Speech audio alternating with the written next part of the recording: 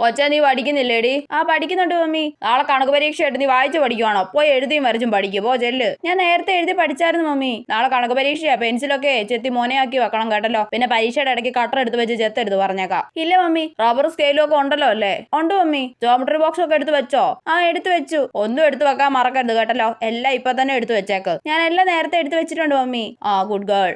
മോളെ ഉറങ്ങാൻ കിടന്നോടി? കിടന്നു മമ്മി. വേഗം ഉറങ്ങു കേട്ടോ, നാളെ നേരത്തെ എണീക്കേണ്ടതല്ലേ. പിന്നെ എല്ലാം എടുത്ത് വെച്ചിട്ടുണ്ടല്ലോ അല്ലേ? രാവിലെ കിടന്ന് അങ്ങോട്ടും ഇങ്ങോട്ടും ഓടാൻ നിക്കല്ലേ പറഞ്ഞേക്കാം. ഇല്ല മമ്മി, എടുത്തു വെച്ചിട്ടുണ്ട്. ആ ശരി, എന്നാ ഉറങ്ങിക്കോ.